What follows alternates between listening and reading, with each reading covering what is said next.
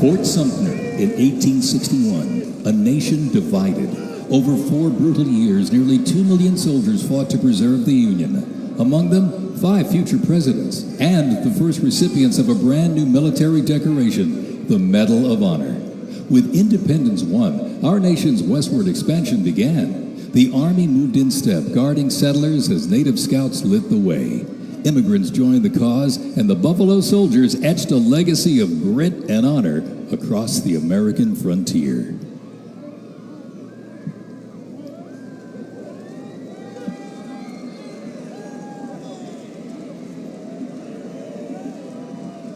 As they march by, a soldier's uniform signals their duty, their role, and their readiness.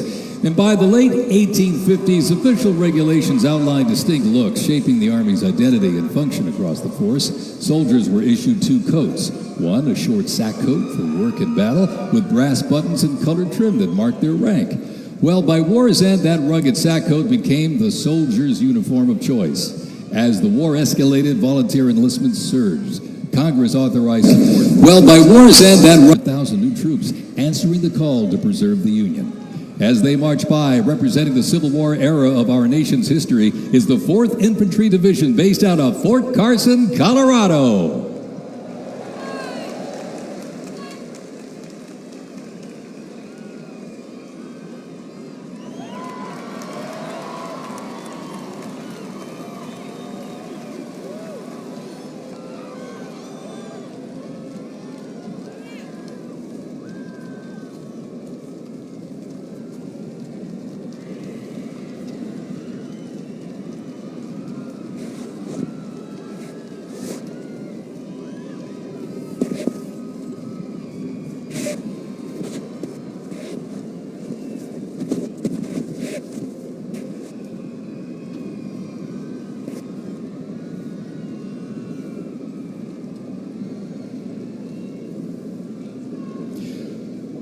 From Fort Cavazos, Texas, home of legends, the 1st Cavalry Division rides with pride.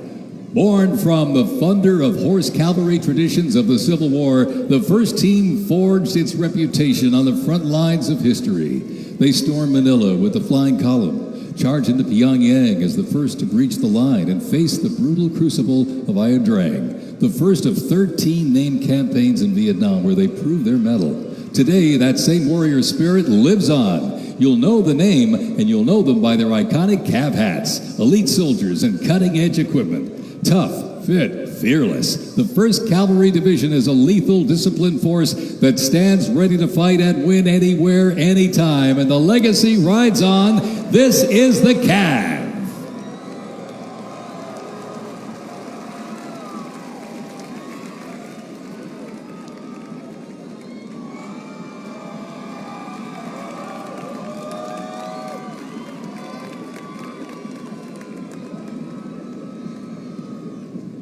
Special thanks to our sponsor, Lockheed Martin.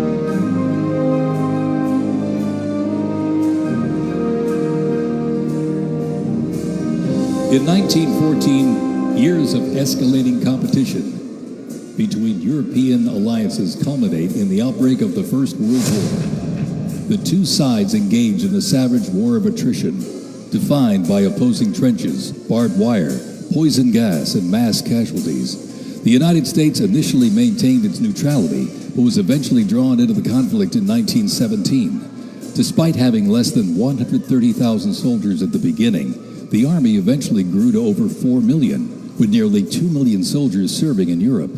In 6 months of fighting, nearly 50,000 Americans lost their lives, with another 190,000 wounded. The guns fell silent with the armistice of November 11th, 1918.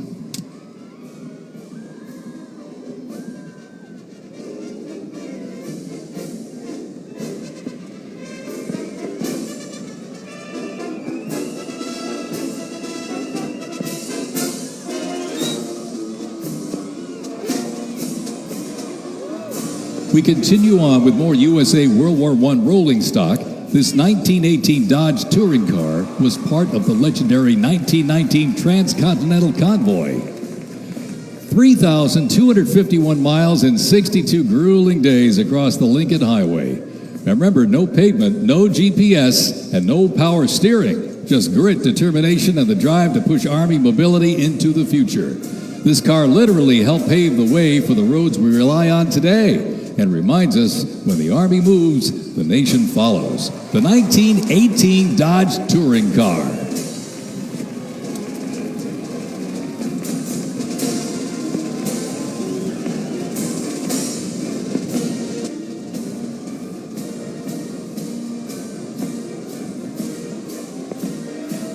Headquartered in New York, this is the 42nd Infantry Division Band.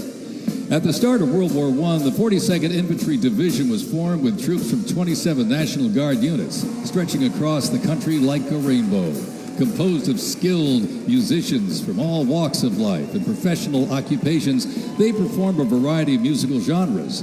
Though their mission is primarily a musical one, the members were ordered into active federal service back in 2004 in support of Operation Iraqi Freedom 3. The band has also served in support of numerous state active duty missions, including cleanup efforts following Hurricane Sandy, distribution support during COVID-19, and recently, support for New York State Corrections.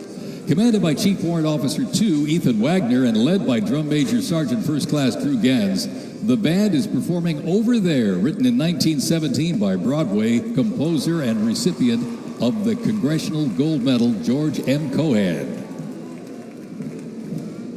Representing the World War I era is the 82nd Airborne Division, based out of Fort Bragg, North Carolina. You'll notice the unit is wearing replica World War I uniforms signifying the soldiers who served our nation during this time.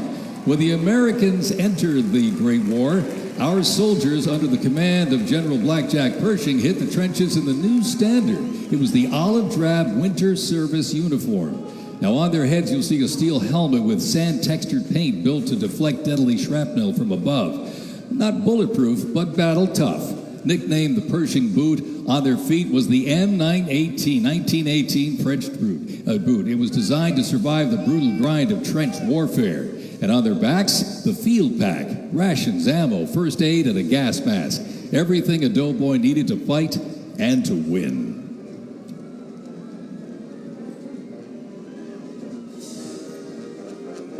Incidentally, the 42nd Infantry Division was deployed to heavy combat abroad and then deployed again in World War II, ultimately liberating the Dachau concentration camp.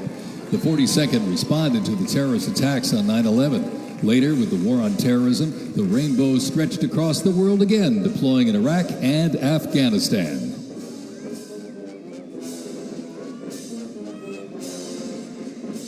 Thundering into view, the pride of Fort Sill, the U.S. Army Artillery Half Section. This is literally powered by horsepower and heritage.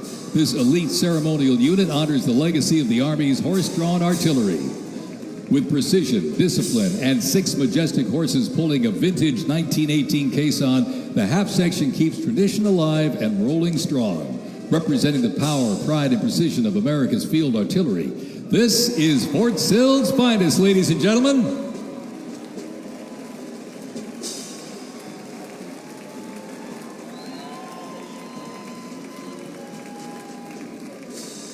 Special thanks to our sponsor, Form Energy.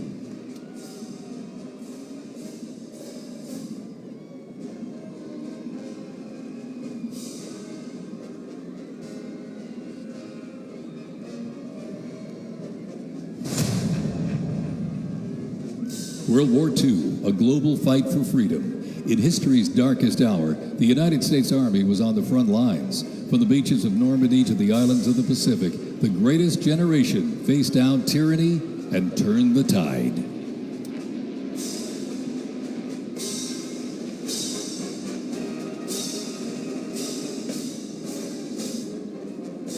From bombers to fighters to transports, U.S. Army aircraft started to thunder across the skies in World War II. And take a look up there, ladies and gentlemen. Flying overhead right now, they are fast, they are fierce, and famously used in the Doolittle raid over Tokyo. Leading up front, the mighty B-25 Mitchell. Up next, the Cadillac of the sky, the P-51 Mustang. From the sky, we're back down on the ground. In World War II, one vehicle led the charge, the legendary quarter-ton 4x4 command recon vehicle, the Jeep. You might have a Jeep in your driveway, but not like this. The U.S. Army truck quarter-ton 4x4 command reconnaissance, better known as the Jeep, was an iconic vehicle of World War II and was the world's first mass-produced four-wheel drive vehicle. The Army used the Jeep for almost every military activity, including command vehicles, scout cars, and medical ambulances. Fast, rugged, the Jeep became a symbol of American ingenuity.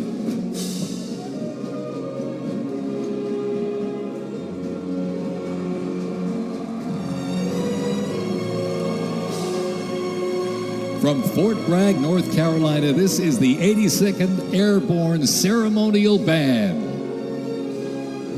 The 82nd received the nickname All-Americans after a contest as it represented the diverse origins of its members from every state. This name remains today symbolized by their iconic AA patch. Fort Bragg's finest, ladies and gentlemen. Give them a big round of applause, the 82nd Airborne Ceremonial Band.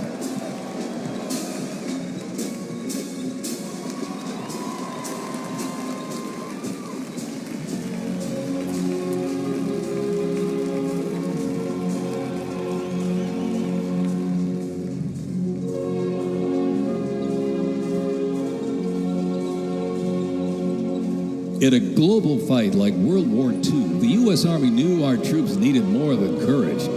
They needed innovation. Uniforms evolved for every environment, but olive drab remained the mark of the American soldier. Shaped by lessons from the trenches of World War I, the Army introduced two battlefield essentials: the M1 helmet, tough, stable, and built to protect under fire, and the M1 Garand rifle, powerful and fast. It gave American troops a very clear edge. General George S. Patton called the M1 rifle the greatest battle implement ever designed, and history proved him right.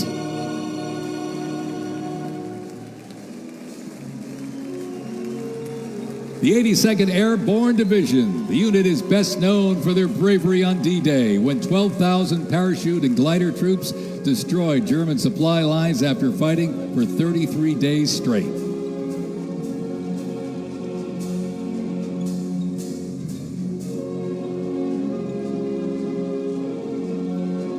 The 101st Airborne Division, based out of Fort Campbell, Kentucky, traces its lineage back to 1918 when it first established as the 101st Division. Known for their ability to rapidly deploy across the world, the unit has held a crucial role in operations since its inception.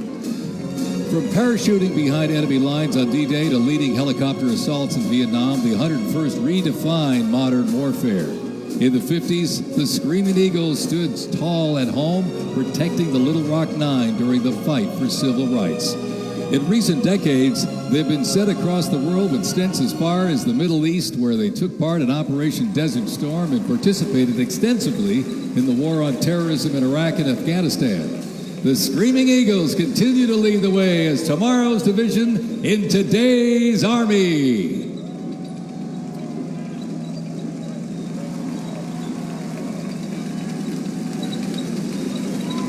The iconic Sherman tank is here, ladies and gentlemen. It was the cornerstone of the U.S. Armed Forces, showing its military might in World War II. It became one of the most influential tank designs of the 20th century. The M4 tank was nicknamed the Sherman tank after Civil War General William Tecumseh Sherman. Actually, it was named by the British. With almost 50,000 produced during World War II, the Sherman tank was in active service until 1957. In World War II, the M16 half-track was a force to be reckoned with. It was a self-propelled anti-aircraft weapon with speed, firepower, and grit. Nicknamed the Meat Chopper, its quad 50 caliber mount could unleash 2,300 rounds a minute. Quite devastating. It served through Korea, Vietnam, and beyond, and remains in use in U.S. allies to this day. The M16 half-track brings the fight wherever it rolls.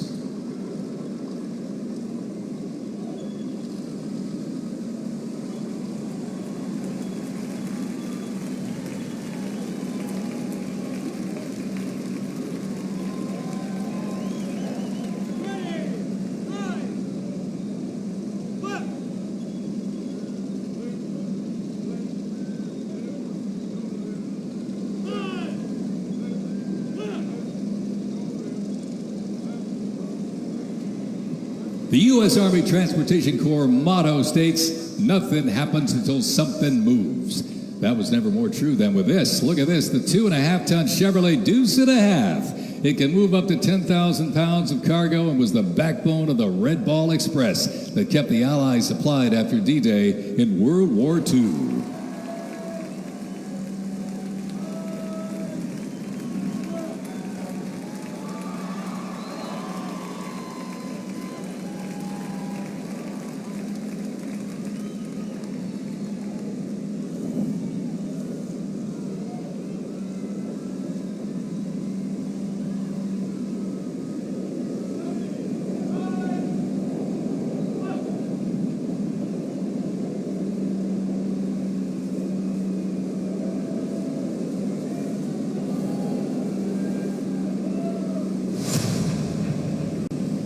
The Korean War, often referred to as the Forgotten War, began on June 25, 1950, with the North Korean Army's invasion of South Korea.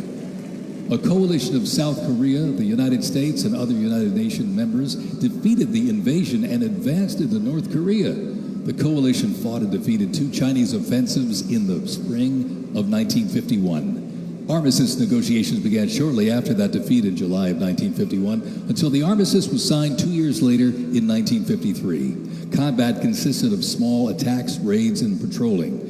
During this war, the United States deployed approximately 6.8 million military forces to the Korean Peninsula.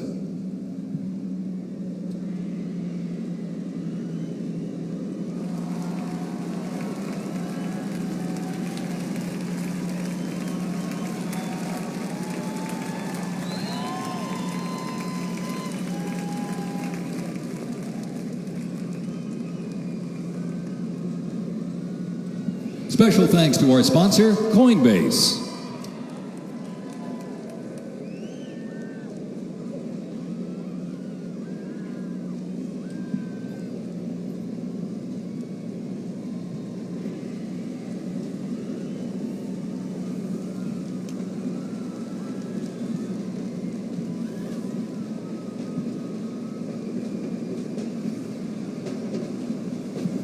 The M151 kept rolling along as the lightweight, high-mobility general-purpose vehicle replacing the famed World War II Jeep back in 1961.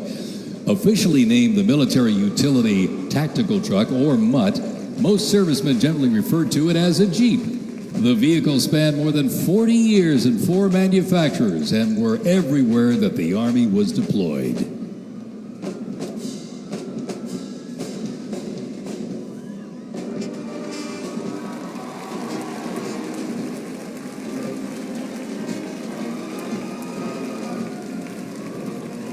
Another rolled by earlier, and at 2.5 tons, this Deuce and a Half, the M35A2 classic military transport truck, was a mainstay of the U.S. Army for decades, particularly during the Vietnam War and Operation Iraqi Freedom.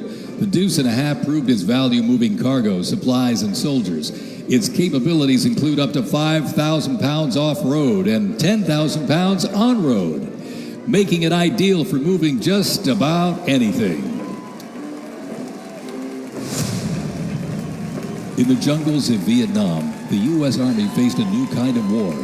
Helicopters became the new workhorses of battle, delivering troops, firepower, and supplies into some of the most unforgiving terrain on Earth. This is the U.S. Army in Vietnam, the era of air mobility, fierce firefights, and unwavering brotherhood.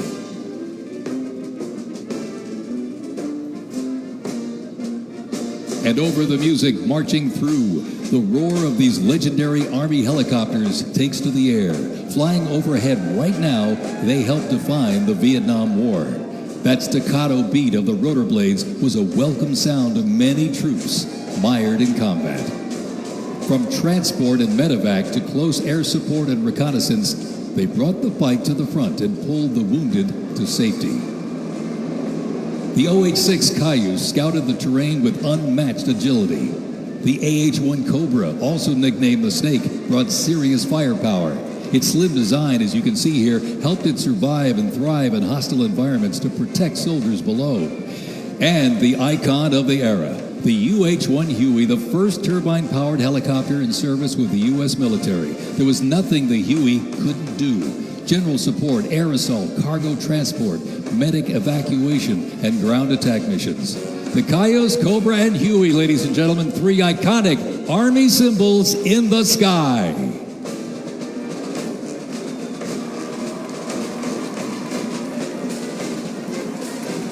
The 1st Cavalry Division Band, based out of Fort Cavazos, Texas, has played a vital role in U.S. military history. Since its origins back in 1855 as the band of the 2nd Cavalry, it has supported operations from the Civil War to Desert Storm. Over time, it's evolved into a powerful force, using music to strengthen bonds between soldiers and engage with communities. From World War II in Korea to the Vietnam War in Bosnia, the 1st Teen Band has enhanced morale and upheld the division's enduring legacy. Today, the band continues its mission using music to shape perceptions, foster trust, and promote national Army and division interests.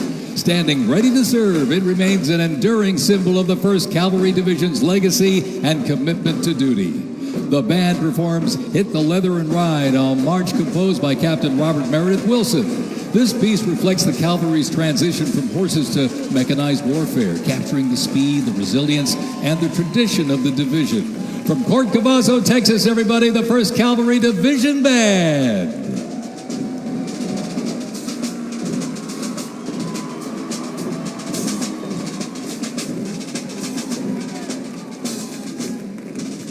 The U.S. Army deployed large numbers of troops in support of the Vietnam War. The first contingent of U.S. Army advisors arrived in Vietnam in the late 1950s, and that quickly grew to a small team of around 100 soldiers, which then expanded to more than 600 over the next decade. As the war intensified, troops' numbers quickly grew as the war between the South Vietnamese government and the communist insurgents supported by North Vietnam intensified. By January 1969, more than 364,200 soldiers organized around 7 divisions and 20 separate combat brigades. The United States began withdrawing its forces in July of 1969, and the last Army combat unit left South Vietnam in August of '71. The last U.S. combat soldier came home March 1973, while a small number of non-combat personnel remained until April 1975.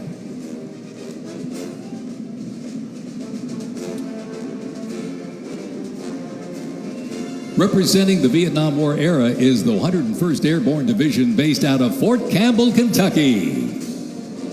The unit is wearing replica Vietnam War uniforms, signifying the soldiers who served our nation during this time.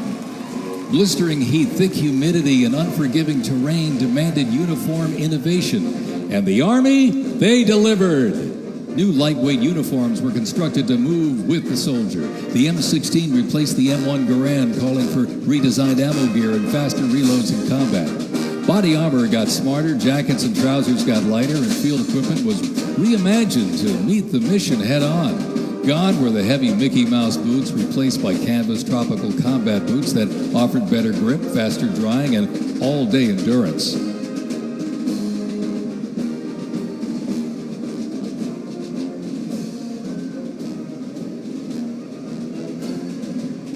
Special thanks to our sponsor, Oracle.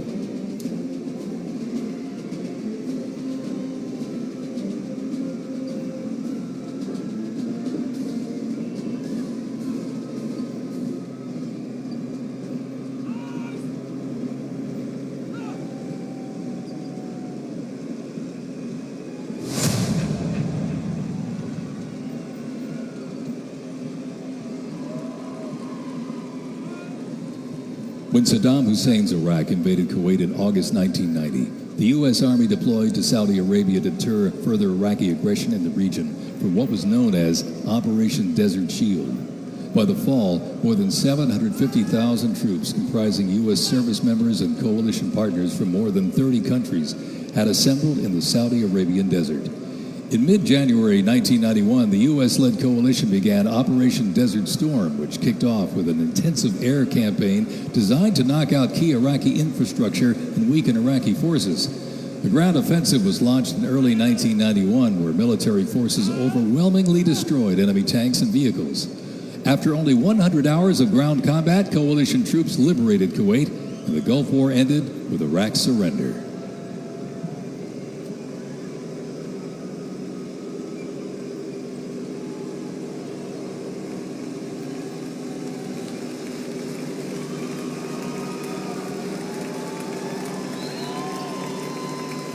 From Fort Riley, Kansas, this is the 1st Infantry Division, one of the Army's most storied divisions.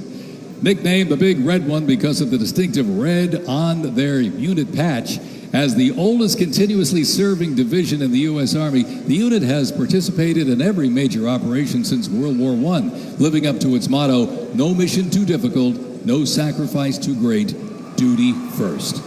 The 1st Infantry Division was originally established as the 1st Expeditionary Division in 1917 and spearheaded the American Expeditionary Forces in France during World War I. In World War II, the Fighting First stormed Omaha Beach on D-Day and liberated Nazi concentration camps. The highly decorated unit has had 37 members of the Big Red One awarded the Medal of Honor. In Washington, D.C., the 1st Division Monument stands in President's Park, memorializing those who died while serving in the 1st Infantry Division. Ladies and gentlemen, they are the Big Red One, the 1st Infantry Division.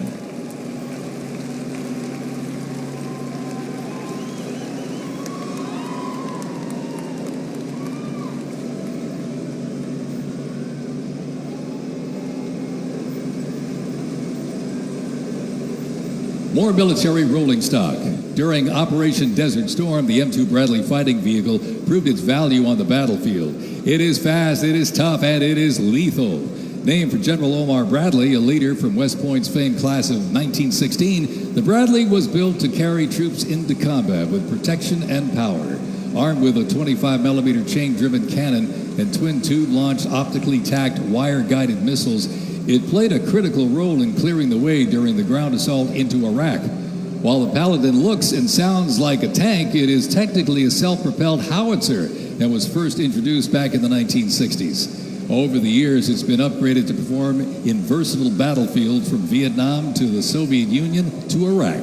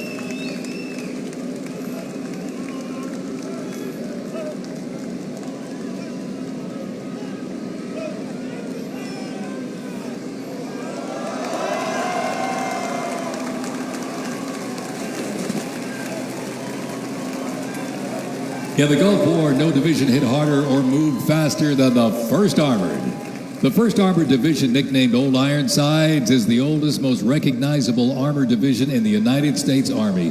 As part of the buildup for World War II, cavalry and reconnaissance units were brought together to form the 1st Armored Division in 1940. In the Gulf War, no division hit harder or moved faster than the 1st Armored. Old Ironsides really led the way. During Desert Storm, they engaged in some of the largest tank battles in Army history that were decisive victories, shattering enemy formations.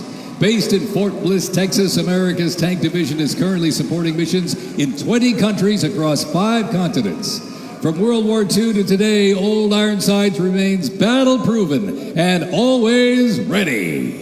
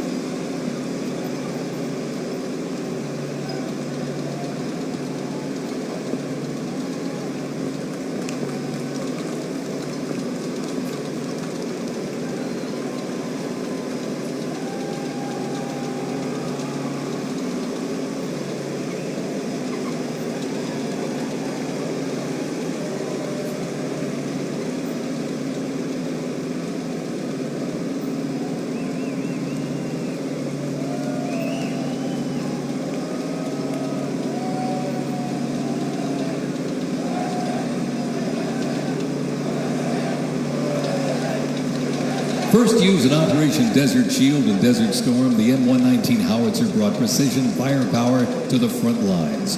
Lighter and more mobile than larger artillery, it was built for the infantry brigade, able to fire high into the air or directly at the target depending on the mission. Whether used in battery formation or as a standalone support weapon, the M119 delivered reliable, responsible fire when it mattered most. Still in service today, including on the front lines in Ukraine, it remains a trusted part of the Army's arsenal.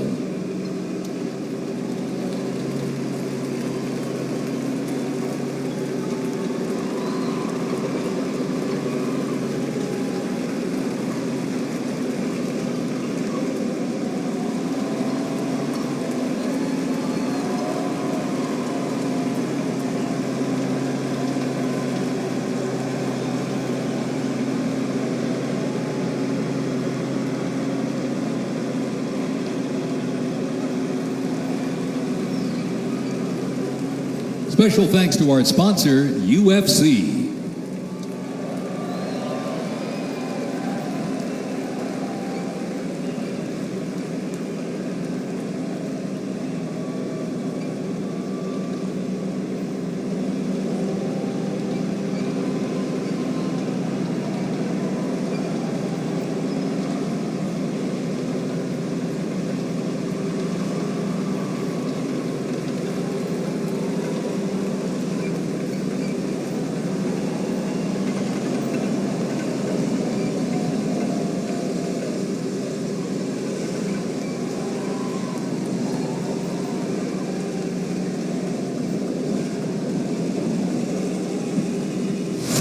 On September 11, 2001, terrorists destroyed the World Trade Center in New York City and struck the Pentagon in Washington, D.C. using commercial airliners.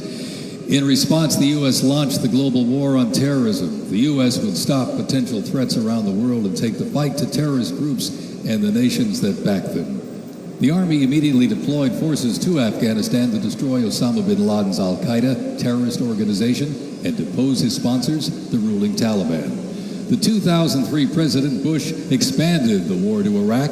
Soldiers and other armed services overthrew Iraq's dictator Saddam Hussein. The fight to stabilize Iraq and prevent terrorist groups from overthrowing its new government continues to this day. The campaign in Afghanistan lasted until 2021 when U.S. forces withdrew and the Taliban returned to power. Over the course of the two-decade conflict, over 2 million servicemen and women, less than 1% of the American population, deployed in support of the global war on terrorism. Most of those who served were members of the United States Army.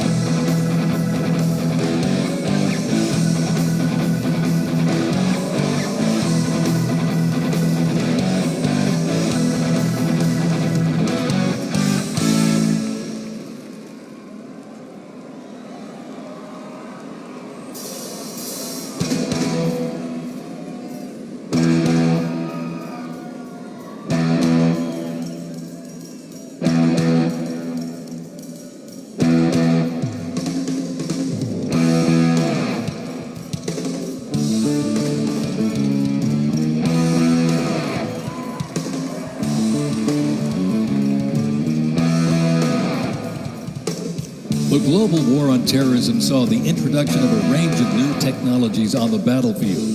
The 8-wheeled Stryker armored combat vehicle is the first new military vehicle to enter service in the U.S. Army since the Abrams tank back in the 1980s. The vehicle was developed to fill a gap in the Army's inventory between a lighter infantry and heavy armored unit. The Stryker armored combat vehicle enables the team to maneuver in close and urban terrain, plus provide protection in open terrain and transport infantry quickly to critical battlefield positions.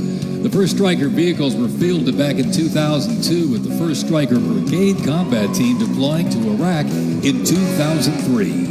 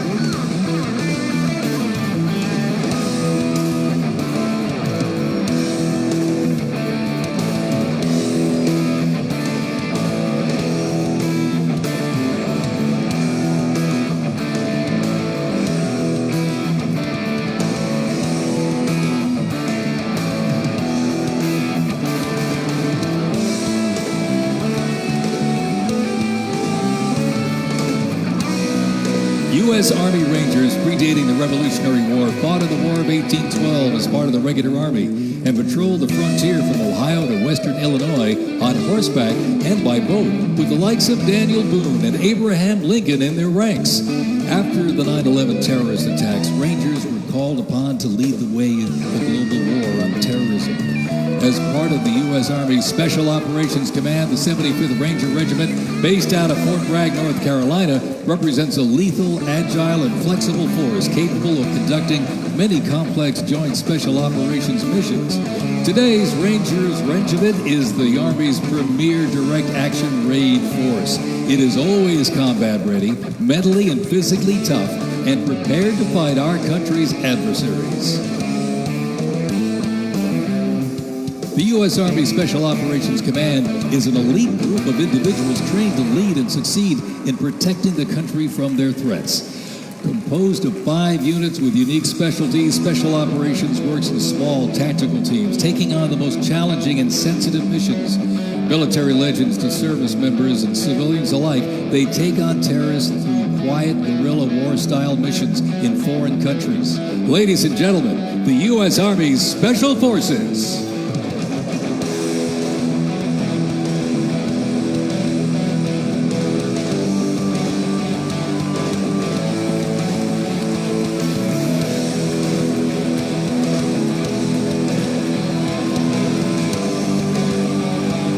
The Stryker Brigade Combat Team combines the capacity for rapid deployment with survivability and tactical mobility.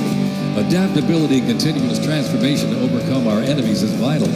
Fighting an elusive enemy in distant places and at home requires new tools such as unmanned aerial vehicles for surveillance and the Blue Force Tracker to see real-time details of troop movements. The United States does not face the challenging international environment alone. Our network of allies and partners is an advantage that our adversaries can never hope to match. Over 80 nations have fought alongside the United States or assisted during the global war on terrorism.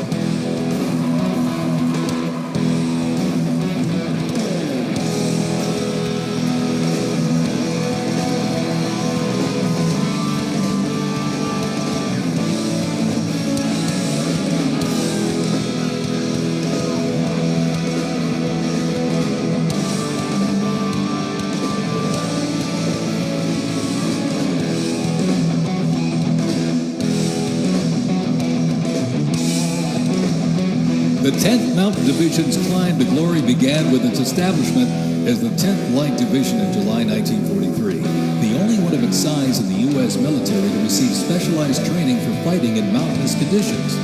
After periods spent inactive as a training division and as a standard infantry division, the unit returned to its roots in 1985 when it regained its Mountain Division designation. In the 1990s, the division participated in numerous humanitarian and peacekeeping operations. During the War on Terrorism, the 10th Mountain Division proved their mettle as light fighters through repeated deployments to Afghanistan and Iraq. Now, since 2002, the 10th Mountain Division, based out of Fort Drum, New York, has been the most deployed regular Army unit. Its combat brigades have seen over 20 deployments to both Iraq and Afghanistan in support of Operation Iraqi Freedom and Operation Enduring Freedom. To show America's military might, they have one purpose: to deter war and, if ordered, defeat the enemies of the United States of America. They are the 10th Mountain Division.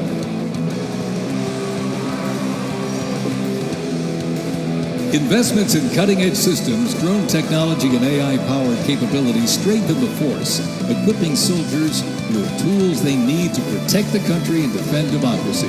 The Army has 8 Stryker Brigade combat teams, 6 in the active component and 2 in the National Guard. More than 2/3 of the 7,000 servicemen and women who sacrificed their lives fighting the global war on terrorism were part of one of the Army's 3 branches: active duty forces, the Army Reserve, and the Army National Guard. The Army is continuously transforming to deter aggression to ensure our adversaries cannot outrange or outpace us. This transformation is not just about adapting, it's about maintaining dominance, ensuring that America's Army remains unmatched in its speed, flexibility, and ability to support the nation's strategic priorities.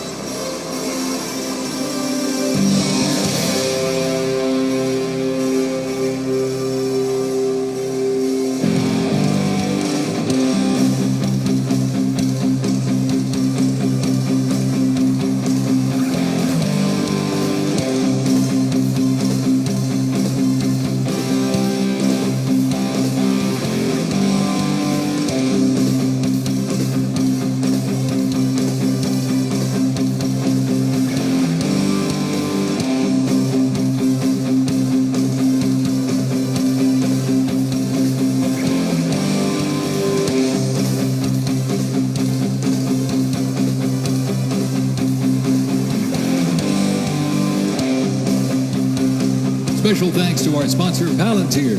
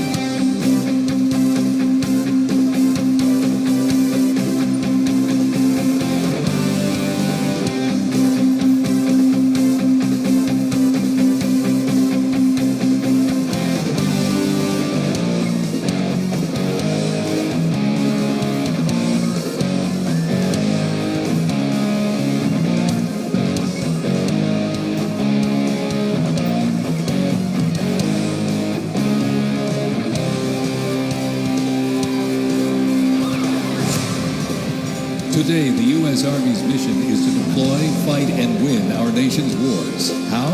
By securing ready, prompt, and sustained land dominance by Army forces across the full spectrum of the conflict as part of the joint force.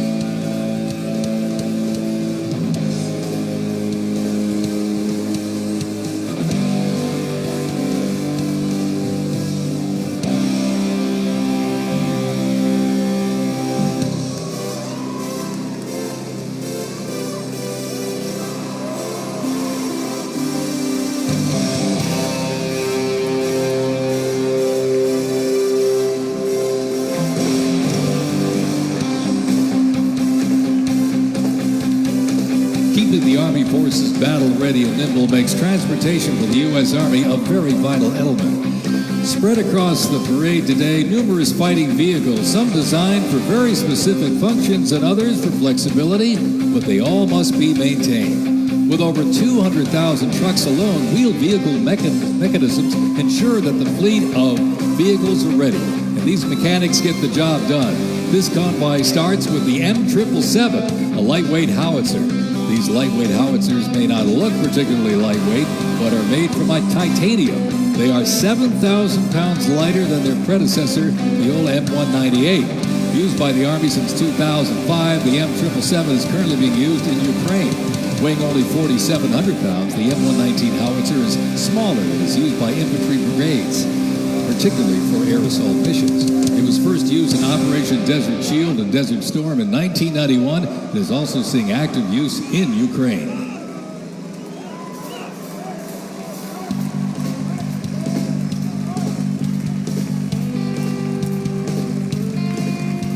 The 7th Infantry Division, stationed at Joint Base Lewis McChord, has been seeing continuous combat action ever since activation in World War I. From Europe to the Aleutian Islands, Japan, Korea, Afghanistan, and the Pacific, the Bayonet Division boasts a proud history of answering the call of its motto, "Trust in Me," with resolute dedication. Sent to deployments and conflicts around the globe since it was founded, the division returned to Fort Lewis in 1971, its first time on American soil since 1934. The 7th Division, originally called the Hourglass Division due to their hatch design, gained the nickname Bayonet Division during their deployment to Korea in June of 1950.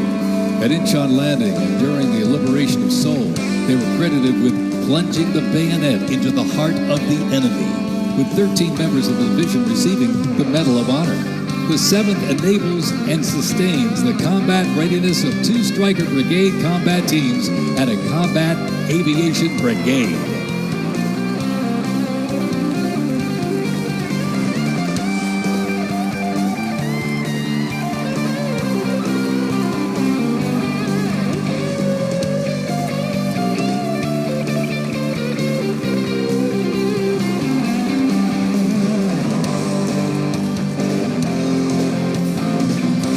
With the American soldier, the cornerstone of everything the Army does, we are continuously transforming. Army careers span the spectrum from attorneys to astronauts and mechanics to engineers.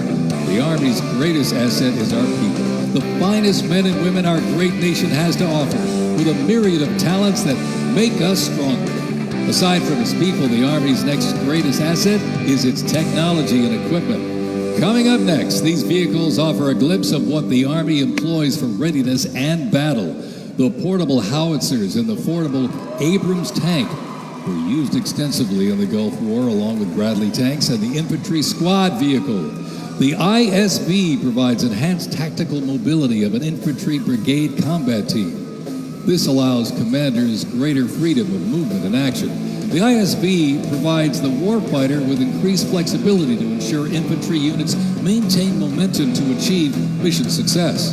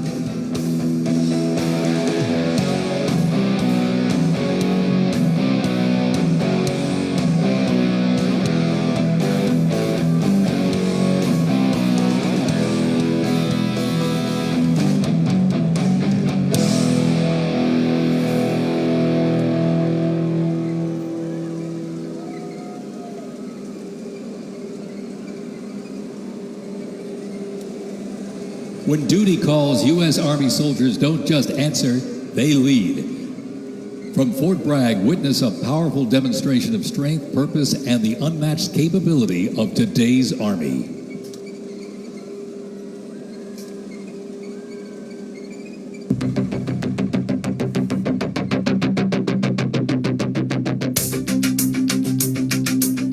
The Army has made me see my potential, and I feel like it's molded me into a better person. I grew up in a very patriotic household. My grandfather, he served in World War II, and his brother, my uncle, served in Vietnam. I can do this. If they can do this, I can do this. When I was born, my dad was still serving in the military, and him coming home in his uniform, I'm like, yeah, I want to do that. Ready for takeoff. My motivation, I think it follows in line. I think with what my family's done is kind of a sense of duty to serve our country and give back since it's given us so much. I'm a very, let's say, timid person, but definitely helped me become a more confident person.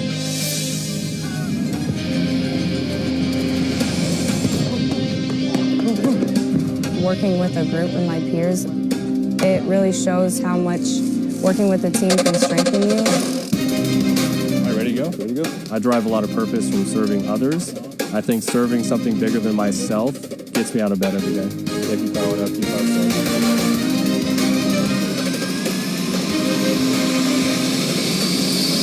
I definitely pushed myself further than I ever thought I could go. I joined the military service because I want to deploy. That's my main goal, is deploy, deploy, deploy. If we get the call, we have to go somewhere, we'll do what needs to be done. That's just the way we operate here.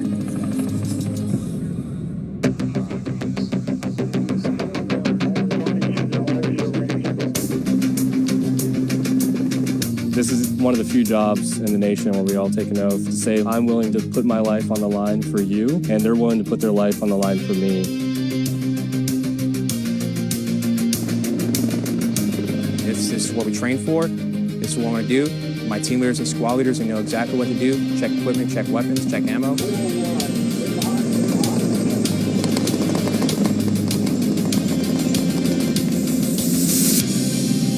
We're always ready to deploy within 18 hours and handle the mission at task.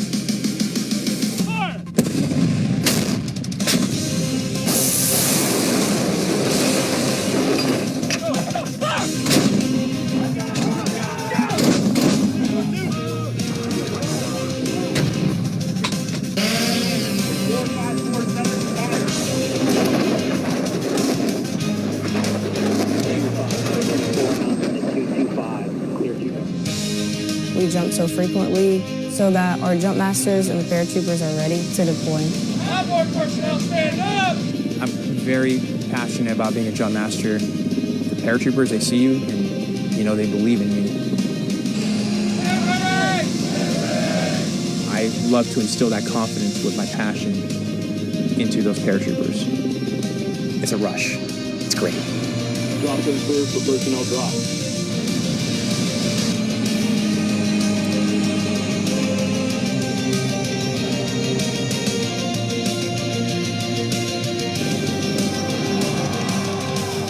This week we honor 250 years of valor and glory and triumph by the greatest fighting force ever to walk the face of the earth, the United States Army. For 2.5 centuries, our soldiers have marched into the raging fires of battle and obliterated America's enemies. I love the Army. It is a great place to set yourself up for success, to prepare yourself for the future. God bless you, God bless our soldiers, and God bless the U.S. Army.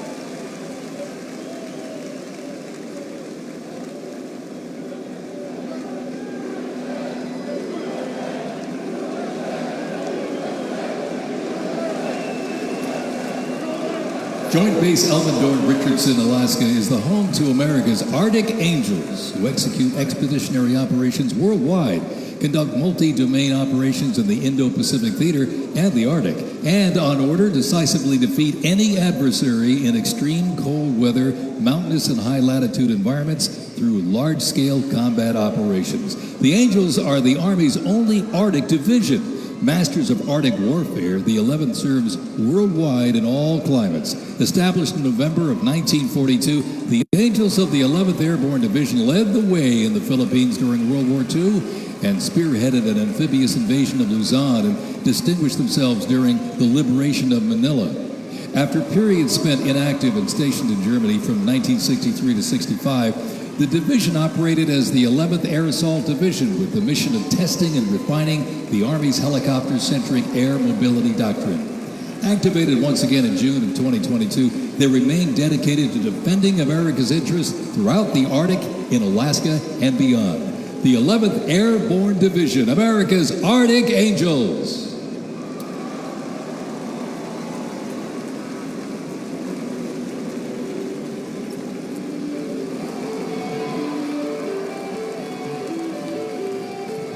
Requiring ongoing maintenance in the field and on base because nothing happens until something moves, wheeled vehicle mechanics supervise and perform maintenance, repair, and recovery operations on vehicles that serve the Army in a variety of mission-critical roles. Included in the array of mobile artillery such as Paladins and the Abrams tank is the Joint Light Tactical Vehicle known as the JLTV. It's highly adaptable, providing protected and sustained mobility for personnel and payloads. The JLTV is known for its off-road capability while providing armor against small arms and improvised explosive devices. The JLTV, right there.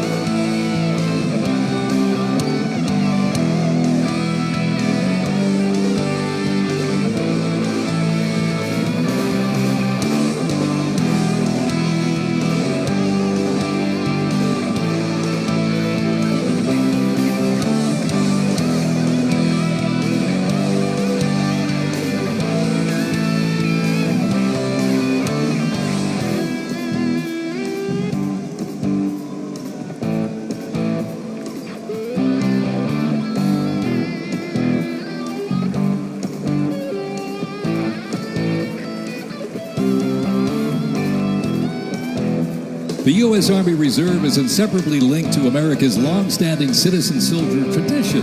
Organizationally, the Reserve's roots lie in the Medical Reserve Corps, established back in 1908 to provide a ready reserve of medical manpower. This organization was folded into the new offices of the Officers Reserve Corps in 1917. Reserve organizations furnished crucial manpower to the Army during World War I and were merged into 1920 into the Organization of Organized Reserve. During World War II, the Army activated 26 organized reserve infantry divisions, and roughly a quarter of the Army's officer corps came from the reserves during the conflict. During the Korean War, the Organized Reserve Corps was reorganized and redesignated the U.S. Army Reserve. The Army Reserve has since served as a vital source of manpower for the force during times of need, gradually transitioning from a strategic force to an operational force in response to the pressures of the war on terrorism. In the 170,000 Army Reserve soldiers and 11,000 civilians serving their home communities, and when needed, they can quickly mobilize. The Army can't deploy, they can't fight or win without the Army Reserve. They are an important component of Army readiness. Let's have a big hand for the Army Reserve.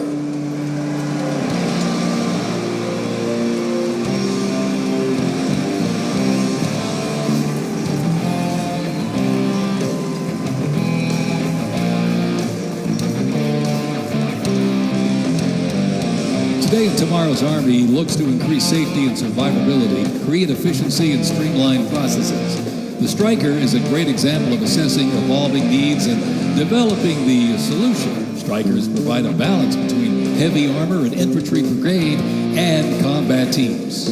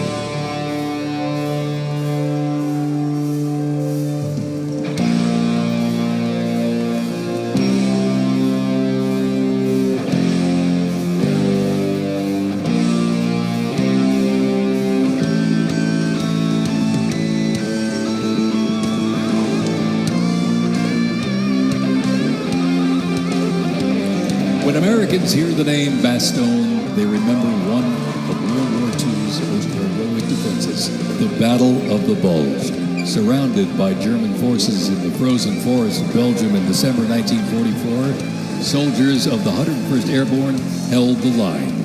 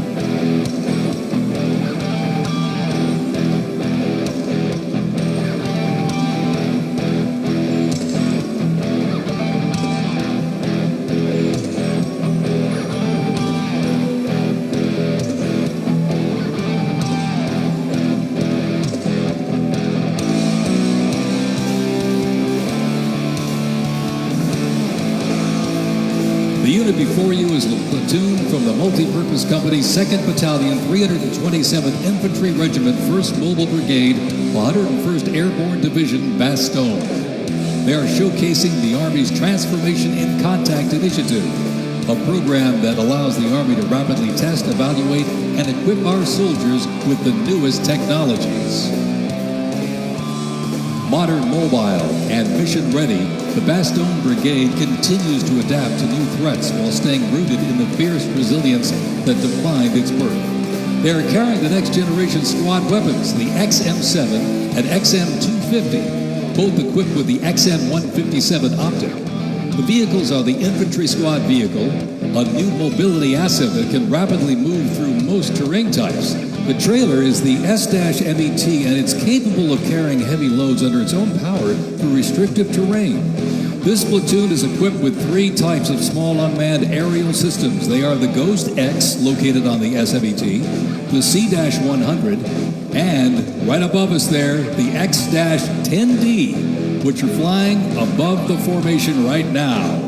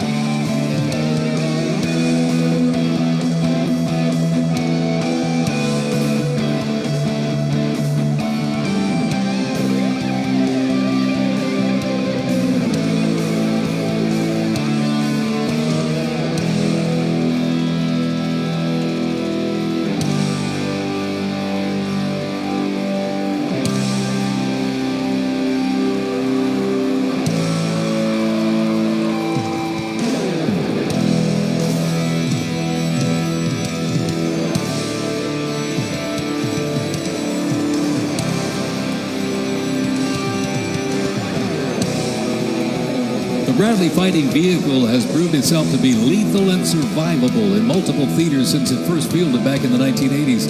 Designed as a troop transport tank killer and to match speed with an Abrams tank, the Bradley is a fierce fighting machine. The Bradley accompanies American troops often with the M1A1 Abrams tank, nicknamed the Beast and Whispering Death because of its firepower, accuracy while moving, and its stealth.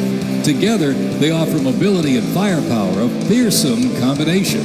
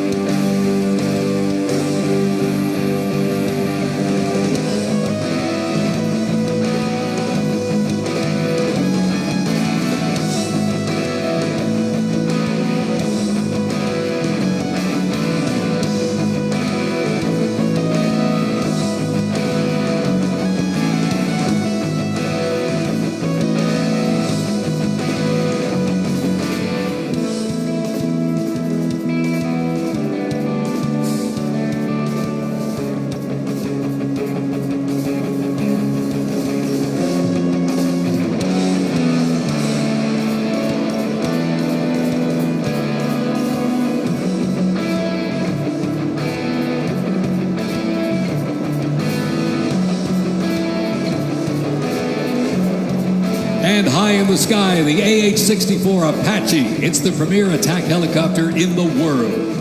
The Apache entered service in the mid-1980s and continues to evolve and modify to meet worldwide threats.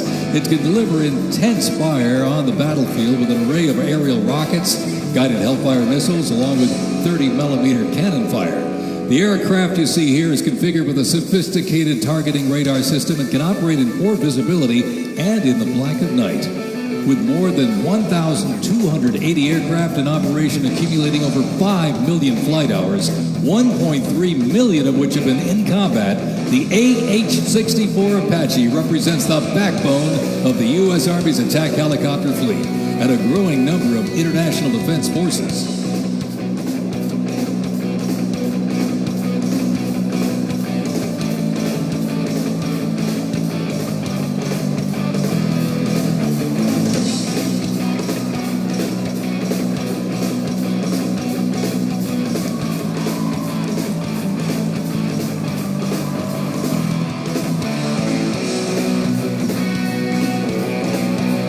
Special thanks to our sponsor, Lockheed Martin.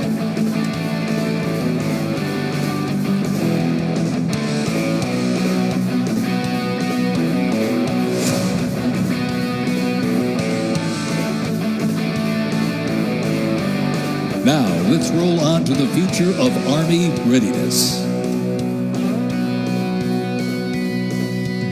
The Army Research Laboratory robot dogs reflect the latest in Army innovation. Look at this. Much like a true canine, these robots can go where soldiers cannot. They have increased mobility, improved tactical awareness, reduced risk to soldiers, and enhanced teamwork. Replacing soldiers, robot dogs can explore terrain that may be difficult for soldiers to traverse, dispose of explosive ordnance, and act in defensive posture or aggressive capacity when armed.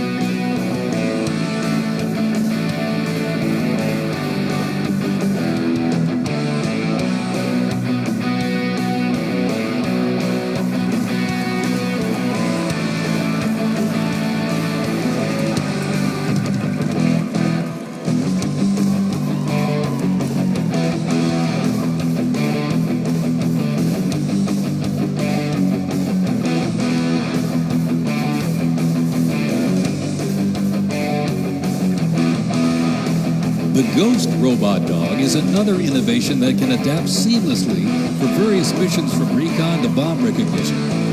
These dogs reduce risk and support soldiers completely in high-stakes missions. They have a standard walk speed of 2 miles per hour and are working towards 6.7 miles per hour sprint.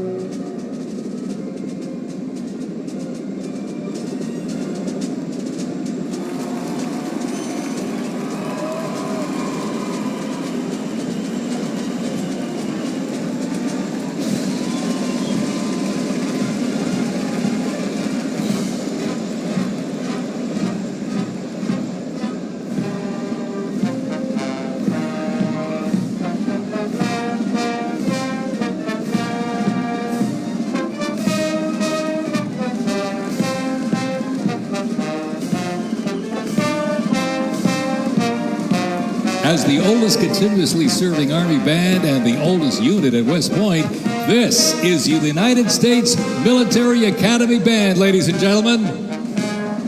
The West Point Band traces its history to a single drummer and fifer appointed by George Washington during the American Revolution.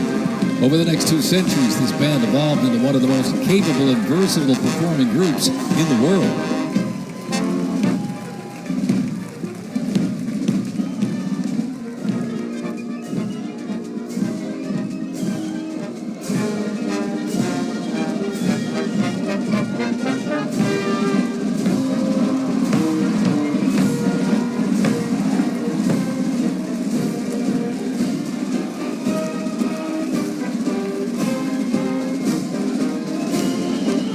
One of the most prestigious institutions in the world where leadership is forged and duty becomes destiny, this is West Point, where Army leaders are made.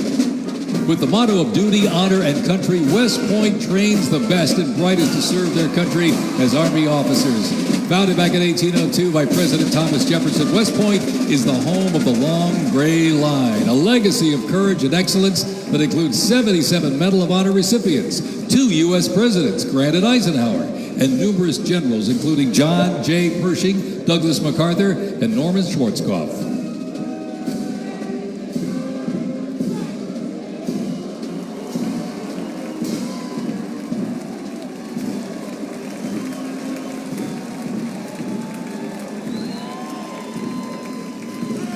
Upon entering the United States Army, all recruits undergo initial entry training, a highly intense and a challenging training period aimed at developing a soldier's physical and mental toughness, instill discipline, train them in essential combat skills, and foster teamwork.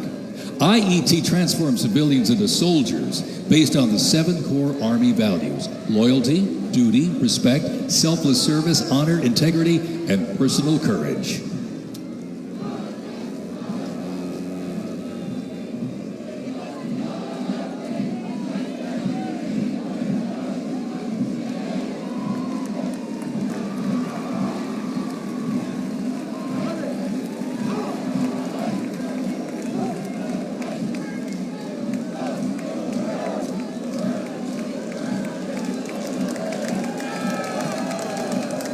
The Virginia Military Institute, on a mission to produce citizen soldiers, men and women educated for civilian life, prepared to serve their country in the armed forces. VMI counts a Nobel Prize winner, 11 Rhodes Scholars, generals, 7 Medal of Honor recipients, and a Pulitzer Prize winner among its graduates. As one of the nation's senior military colleges, students at Virginia Military Institute can participate in Army ROTC or the Corps of Cadets. While cadets in the Corps can serve in any branch of the United States military or pursue other careers, those in Army ROTC earn their commission as officers, ready to serve on active duty in the National Guard or Army Reserve. Each year, the Army Senior ROTC Blue Ridge Battalion commissions approximately 130 second lieutenants, ensuring that excellence in leadership continues in generations to come.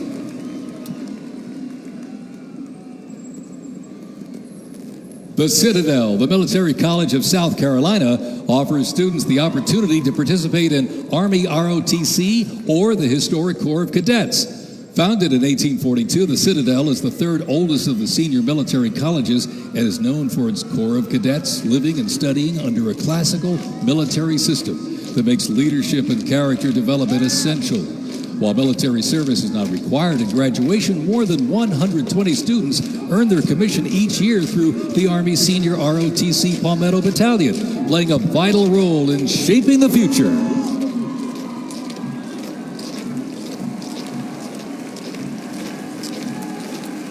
As one of the nation's senior military colleges, Texas A&M University is home to both Army ROTC and the renowned Corps of Cadets. The Corps of Cadets' central purposes has remained building individuals that exemplify respect, excellence, leadership, loyalty, integrity, and selfless service. Students at the university who participate in the Army ROTC earn their commission as officers, ready to serve on active duty in the National Guard or Army Reserve. Each year, the Army Senior ROTC Warrior Training Battalion at Texas A&M proudly commissions more than 90 second lieutenants and is honored to shape the future leaders of the U.S. Army.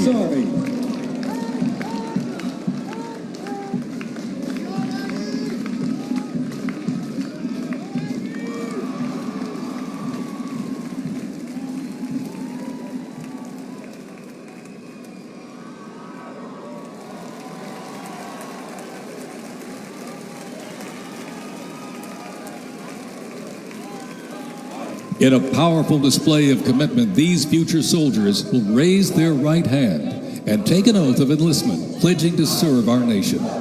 This joint formation is proudly led by the Joint Task Force, National Capital Region, and the Military District of Washington Retention Team.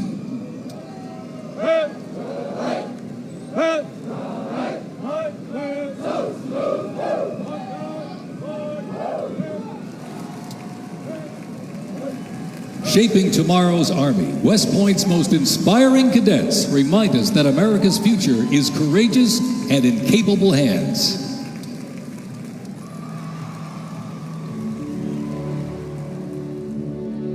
The pride to serve my country knows that I'm doing it not for myself. Every day I put on the uniform, I'm not just representing Caroline Robinson. I'm representing my company here at the Academy. I'm representing West Point. I'm representing the United States Army, and ultimately, I'm representing the United States of America. I really came to West Point because belief in the American dream and giving back to our country. You're a part of something that is much bigger than yourself. You're a part of a tradition of excellence and a legacy that's connected not only to the Academy, but to the American Army.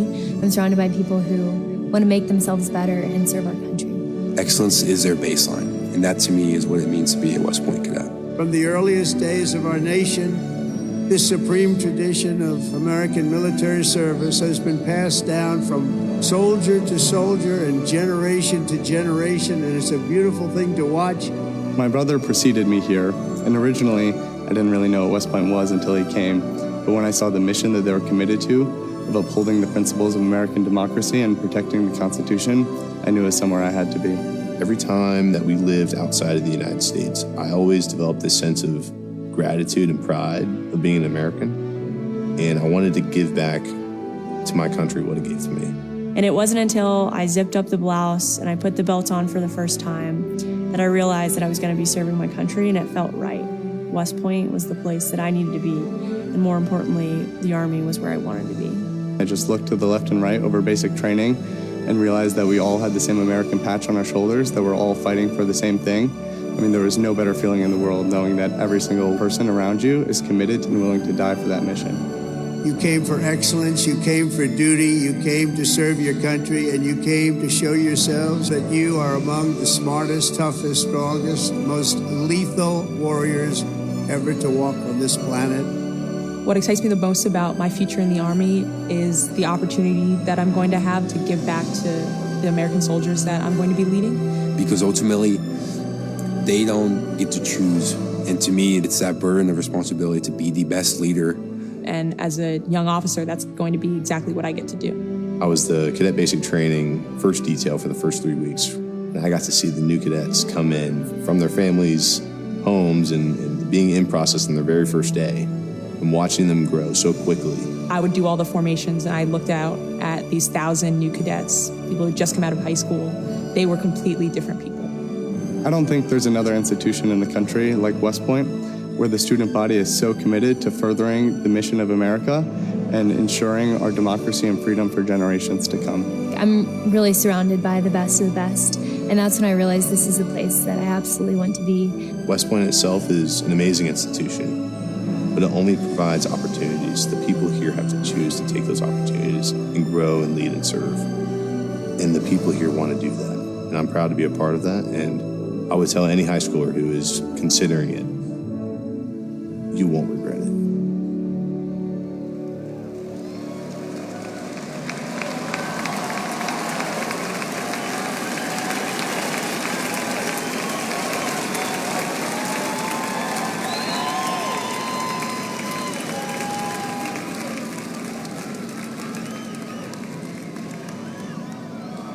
Left. Pace. Mr. President, First Sergeant Norton reporting for duty, sir. Ready to commence the ceremony as directed. I state your name. I Do solemnly swear that I will support and defend the Constitution of the United States of America against all enemies, foreign and domestic, that I will bear true faith and allegiance to the same, and that I will obey the orders of the President of the United States and the orders of the officers appointed over me according to regulations and the Uniform Code of Military Justice. So help me God. Congratulations, congratulations. Welcome to the United States Army, and have a great life. Thank you very much. Have a great life. Thank you.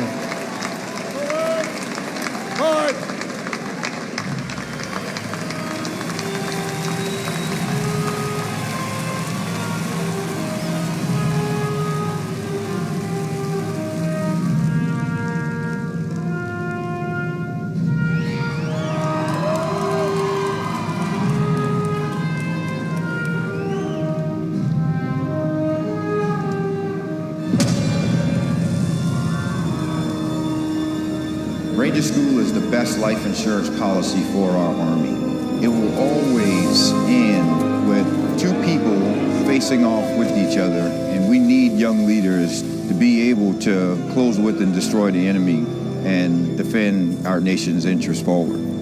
Surrender is not a Ranger word. It's not an option. I know that I'm not going to be able to get to do this again. This is my chance. It all starts at the legendary Ranger School, the crucible where these elite warriors are forged. It has been described as the longest approved gut check in the Army. Over 62 days, students will patrol hundreds of miles over mountains and through swamps under the crushing weight of their equipment. All the while, they are deprived of both food and sleep, forced to perform at the very edge of their physical limits. But it's not just the physical challenges that make Ranger School so intense. The mental strain will break these soldiers down to their core. If I have a come to God moment, I have to take my PC off my patrol cap. And on the inside of that, my commander gave me a Ranger tab, the yellow and black one that you get during graduation. And I pinned it to the inside of my PC. Ranger School is not for the faint of heart, but for those who are up to the challenge, it is the ultimate proving ground. They already didn't have enough beds for people in our company.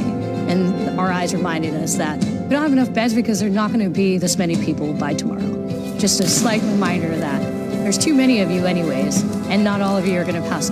Rangers, if you don't figure it out, you're about to get another casualty. It's completely different than what people would think Ranger School is like, but you can't put that into words, so it's hard to tell somebody something that you have to experience for yourself. They got a saying, it's called as the tab turns. So Ranger School is continuing to change and to develop, but at the end of the day, it is the same, right? They're always going to put you in scenarios that is going to test your ability to actually make decisions on the ground. As you go through Ranger School, it is a gut check. It's going to check you out. And what's going to get you through it is whether you have it or not. Thousands and thousands of soldiers train all their lives to come here, prepare themselves to come to Ranger School, and only a few hundred leave here every class with the tab. It's not for everyone. I'm not going to leave until I get it, so just buckle down, stop complaining, and just get the job done.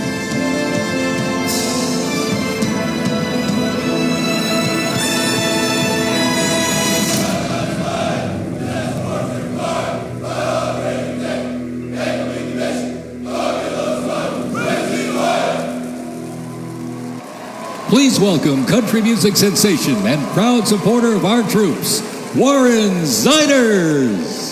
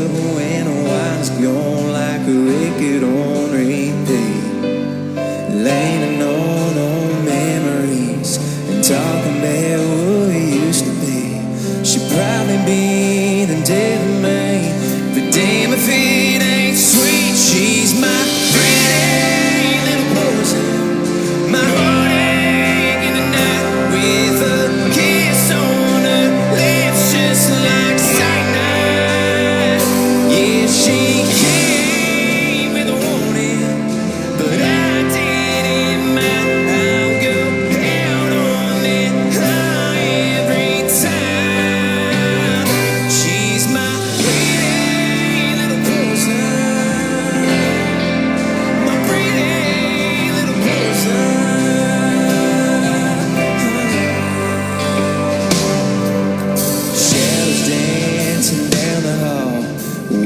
that she wants me. Try my best not to fall where she falls into me. We all need some kind of fix. For me, she's the one to pick. Nothing else will do the trick. She's all I need. She's my pretty little poison. My heartache in the night with a kiss on her lips, just like cyanide. Yeah, she came with a warning, but I didn't mind. I'll go out on that high every time. She's my pretty little poison. My pretty little poison.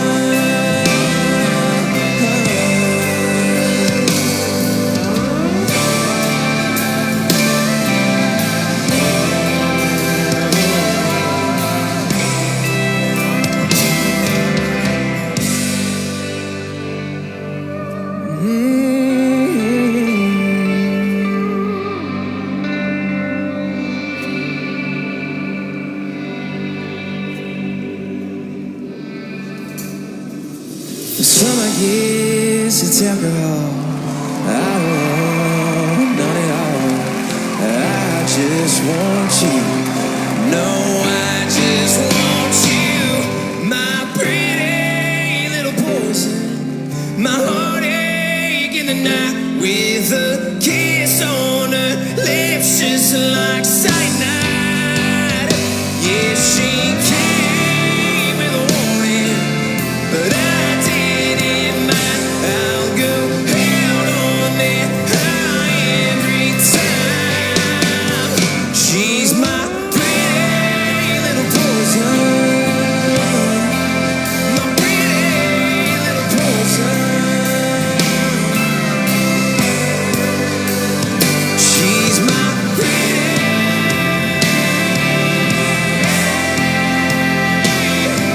little poison.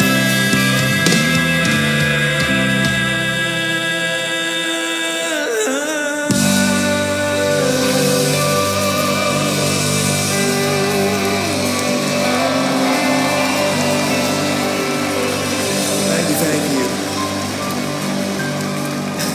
I'm not gonna lie, y'all, I'm nervous, but I would just like to say thank you so much for having me here tonight. I am just so fortunate to be here in front of y'all, and thank you guys so much for what you guys do. And honestly, happy birthday, y'all. Happy birthday.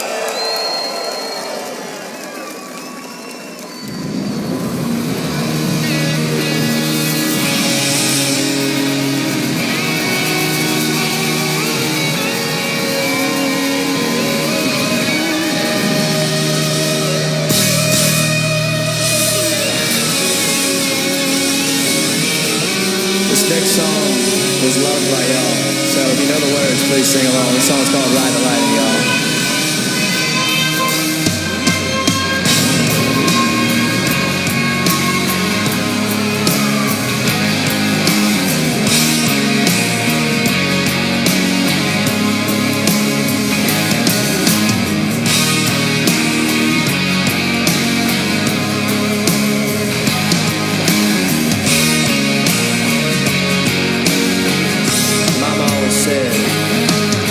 Mama always said I was born on the right side. Yes, she did. One foot in the flames and the other trying to walk the line. Can't say I never saw it coming. I could see the warning signs. Mama always said I was born on the wild side. I guess Mama was right.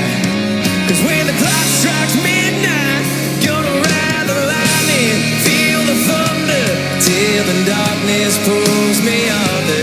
Gonna fly on wings of fire, great and good Lord lifts me high, singing oh when they call me on, singing oh when they call me on. Gonna ride the lightning.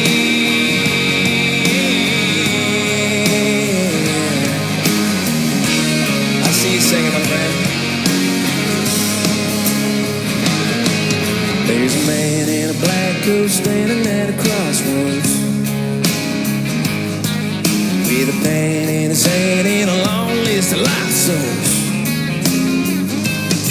They say flips a coin, fools let a fool's gold.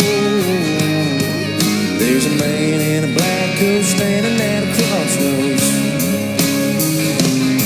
I hope he lets me pass by when I close my eyes. Gonna ride the lightning, feel the thunder, till the darkness pulls me under. Gonna fly on wings of fire, breathing good, Lord, lifts me high. Singing, oh, when they call me home. Singing, oh, when they call me home. Gonna ride the lightning, ride the lightning, ride the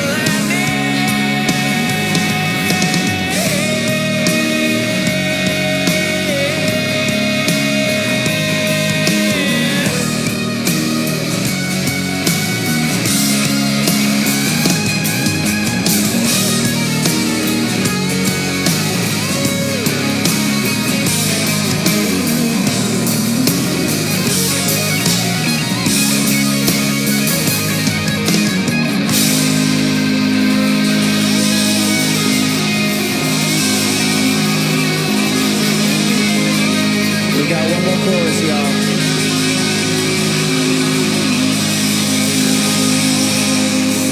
Gonna ride the lightning, feel the thunder, till the darkness pulls me under. Gonna fly on wings of fire, breathing good, Lord, lifts me high. Singing, oh, when they call me home. Singing, oh, when they call me home. Gonna ride the lightning. Gonna ride the lightning.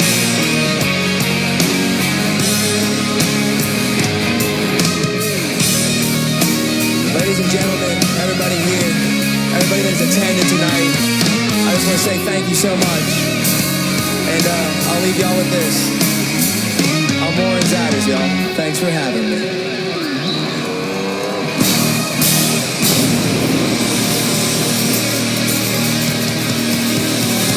It has been my honor, ladies and gentlemen. I really mean that. Thank you so much.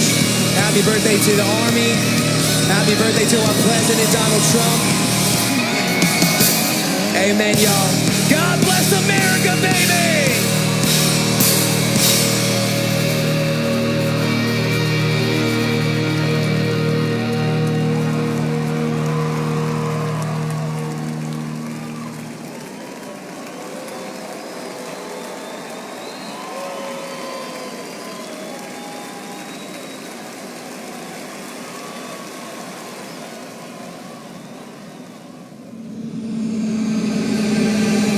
This week we honor 250 years of valor and glory and triumph by the greatest fighting force ever to walk the face of the earth, the United States Army. Each of you on the field today is among the most talented members of your generation. You could have done anything you wanted. You could have gone anywhere. You could have gone to any school. Matt's incredible heroism helped ensure that not a single American soldier died in the Battle of Shock Valley. For 2.5 centuries, our soldiers have marched into the raging fires of battle and obliterated America's enemies. The dignity, daring, and devotion of the American military is unrivaled anywhere in history and any place in the world. Our soldiers do not rest until they win. Our citizens know that you're standing guard, killing terrorists, crushing our enemies, and keeping America safe. But you're also keeping it strong and proud and mighty and free. This week we remember that we only have a country because we first had an army.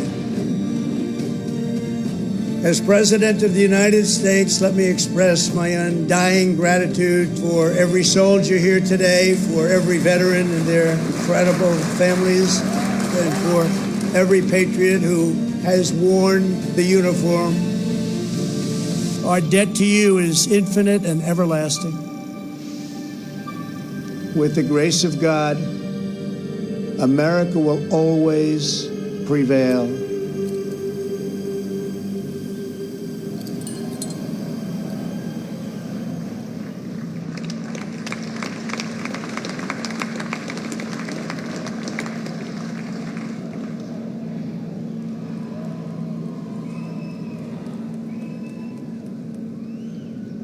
Well, let me say to the thousands of Americans who traveled from distant towns and across state lines to be here today, this is your national capital. Welcome to Washington, D.C. We are thrilled to have you.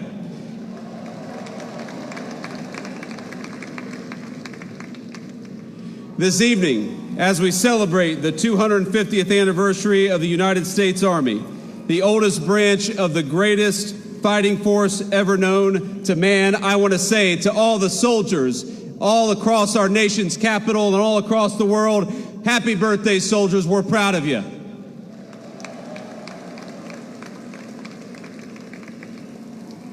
And I want to say you represent an unbroken line of greatness, of excellence. And one of the things the President of the United States has told his entire administration, from the Vice President on down, is that we must remember that the young men and women who put on the uniform and serve this nation are our most precious resource. We must honor them, we must respect them, we must fight for them, and that's exactly what the Trump administration aims to do every single day.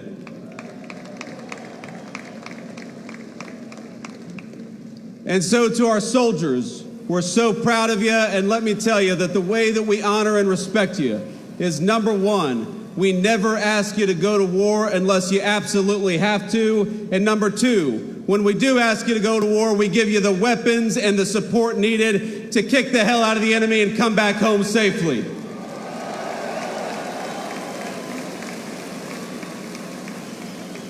Now, I know I am the last thing standing between the main event, and that is a dangerous place to be with a lot of soldiers in the audience. So let me just say a couple of quick additional thoughts. First of all, June the 14th is, of course, the birthday of the Army. It is, of course, the birthday of the President of the United States, and happy birthday, Mr. President. But I would get in trouble if I didn't mention that it's also my wedding anniversary. And so to my lovely wife, I love you, honey, happy anniversary, and thank you for everything that you do for our country. So without further ado, it is my pleasure to introduce the 45th and 47th Commander-in-Chief of the United States military, President Donald J. Trump.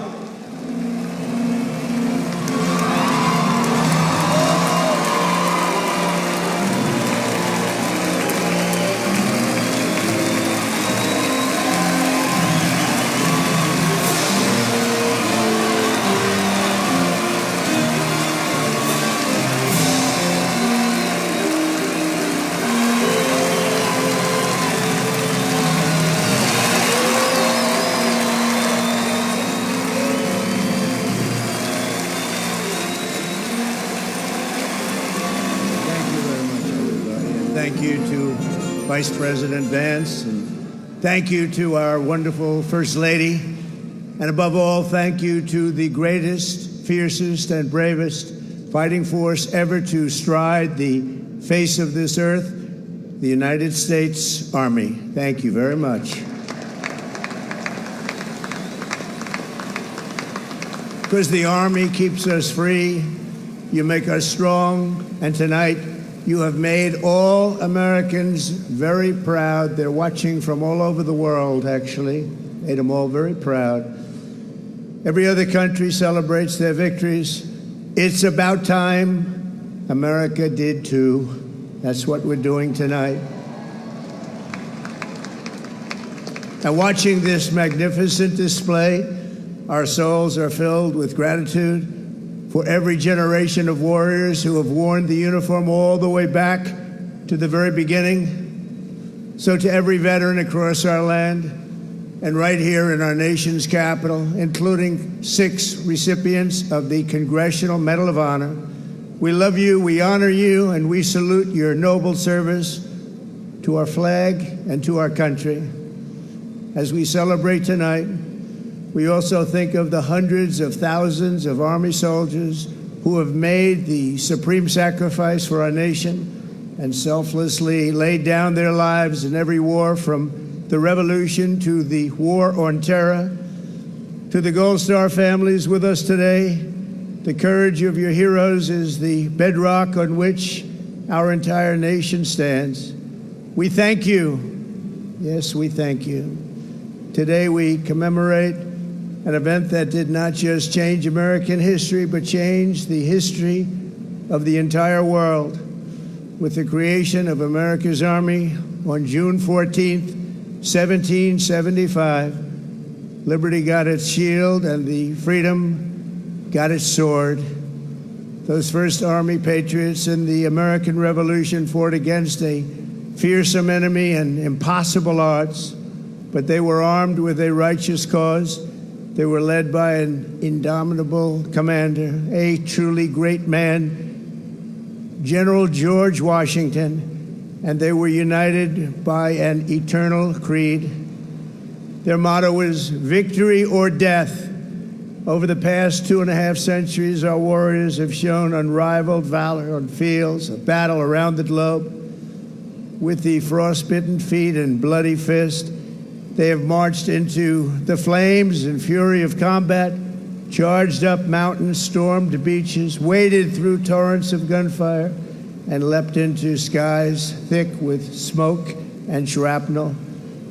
The U.S. Army has driven bayonets into the heart of sinister empires, crushed the ambitions of evil tyrants. Beneath the threads of American tanks, it's done so well, it's done so much, and sent the devil himself flying into full retreat. Time and again, America's enemies have learned that if you threaten the American people, our soldiers are coming for you. Your defeat will be certain, your demise will be final, and your downfall will be total and complete.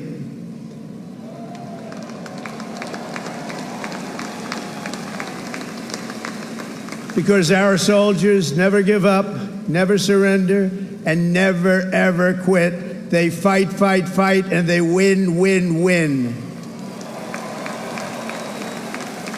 And that's why no institution in history has entered more names into the roster of American heroes than the U.S. Army, the Congressional Medal of Honor, more than anyone or anything. There was Mad Anthony Wayne, asked by George Washington to lead a daring midnight raid up the cliffs of Stony Point with unloaded muskets and only their bayonets to fight the redcoats. Mad Anthony replied, "Issue the order, sir, and I will storm into hell for you." Then there was the Civil War general, John Corse, shot in the face in combat. He fired off a message to his commander: "I am short a cheekbone and one ear, but I am able to whip the hell out of all of them." He stayed on the front lines, it seemed forever. In World War II, there was the great Creighton Abrams, besieged on all sides by the Nazis at the Battle of the Bulge. He boldly proclaimed, "They've got us surrounded again, the poor bastards." This is the fighting spirit and unyielding force of the U.S. Army.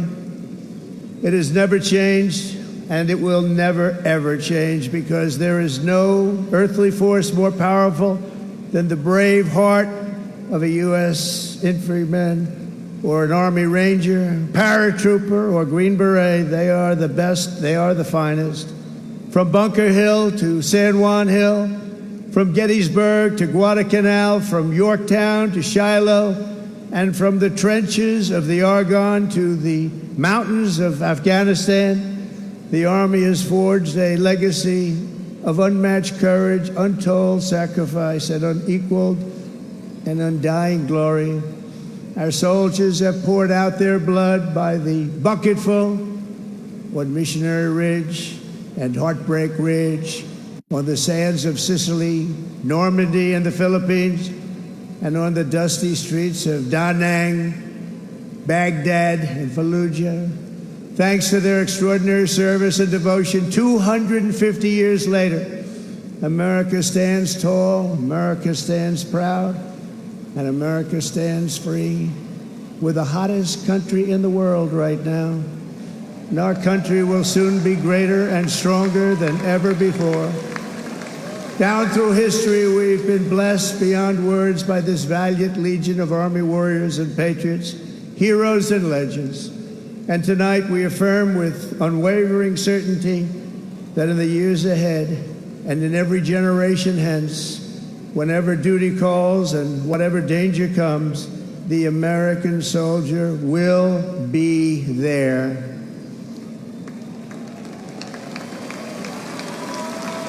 No matter the risk, no matter the obstacles, our warriors will charge into battle. They will plunge into the crucible of fire, and they will seize the crown of victory, because the United States of America will always have the grace of Almighty God and the iron will of the United States Army. Congratulations to everybody. We love our country. We've never done better. Thank you. God bless you. God bless the Army, and God bless America.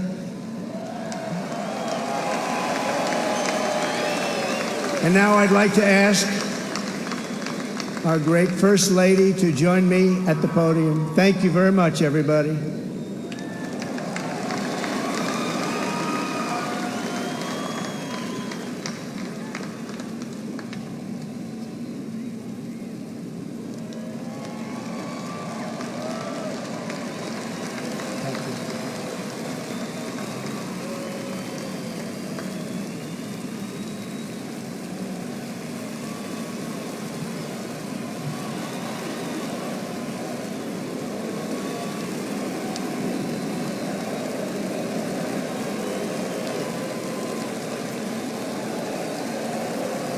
Mr. President, on behalf of the United States Army, the Army Golden Knights, I would like to present to you this flag, which was flown over our nation's capital in free fall during the Army's 250th birthday celebration.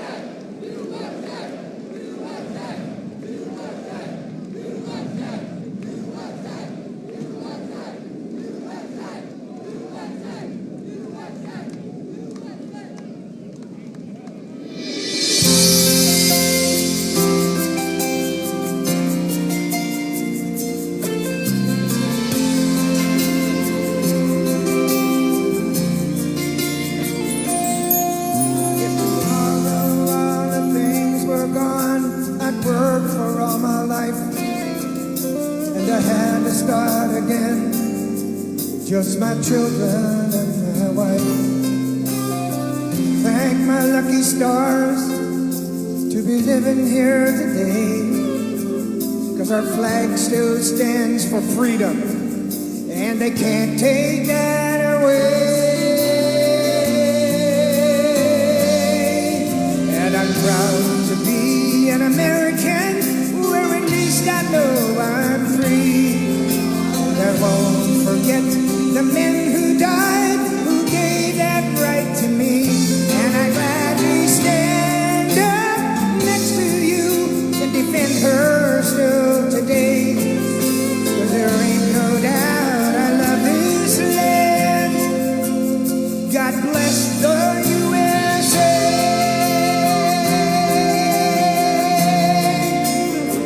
Happy birthday, Mr. President.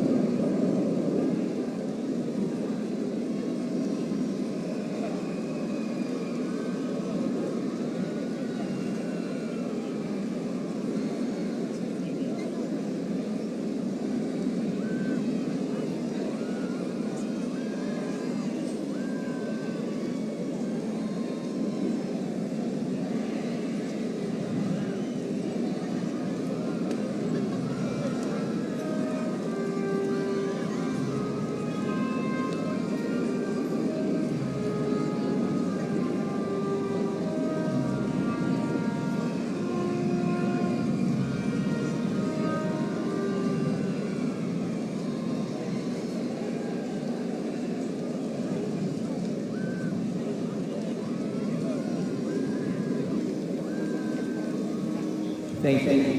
Thank you. Thank you, U.S. Army. Thank you. Thank you. Thank you. Thank you, Army, for 250 years. Thank you so much for serving alongside my grandfather and my great-grandfather, for your service, for your country, for your family. And I just want to say thank you from a generation that may not have known your name, but I get to live in the freedom because of it. I want to thank all the U.S. service members, men and women, and especially the Army for their 250th birthday. Thank you very much. My grandpa served in the Army in World War II as part of the 82nd Airborne.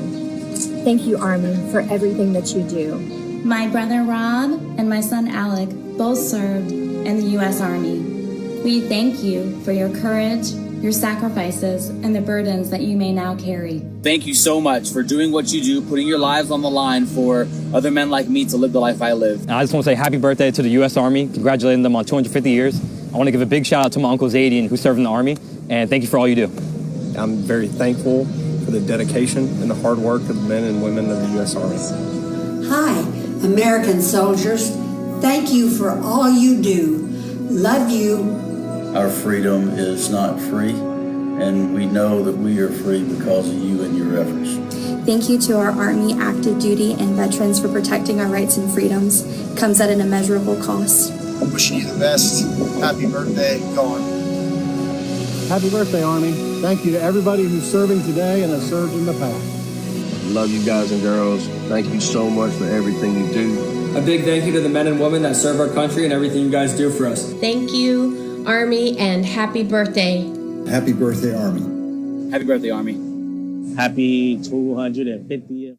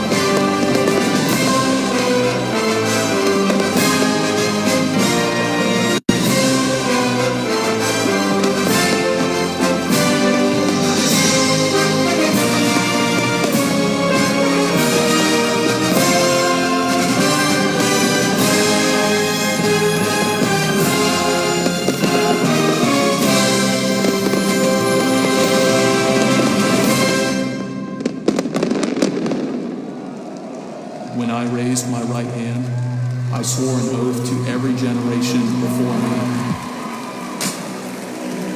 I wear the same branch insignia as the soldiers who crossed the Delaware. Before there was a nation, there was an army.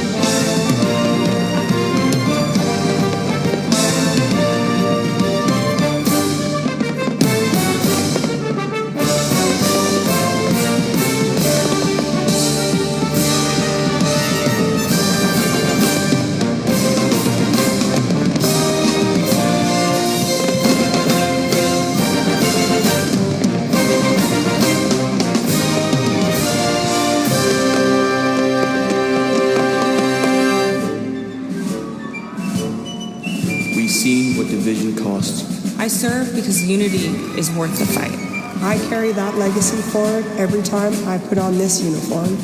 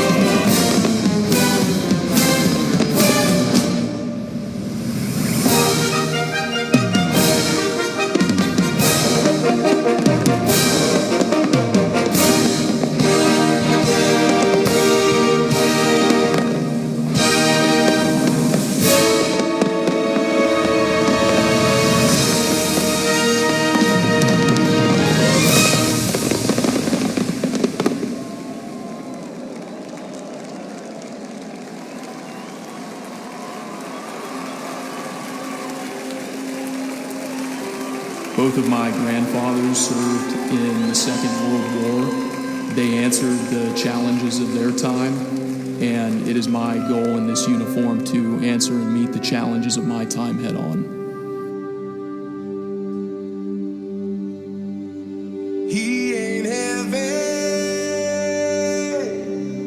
he's my brother.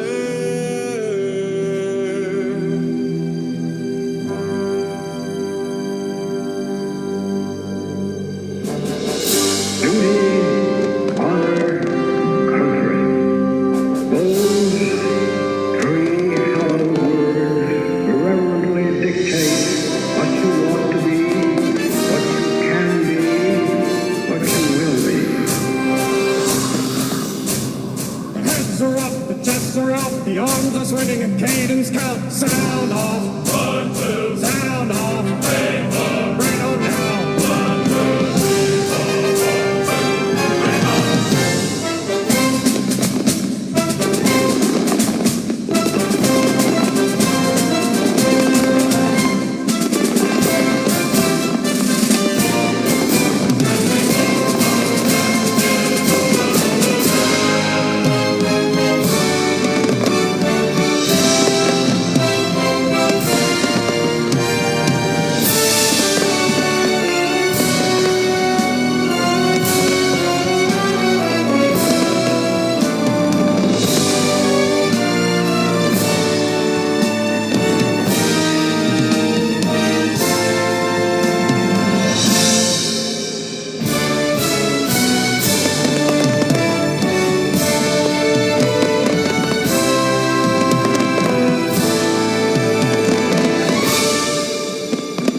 There's a strength in these bonds. There's a realness to these bonds. It's not just because this is your team, it's because your life depends on these people.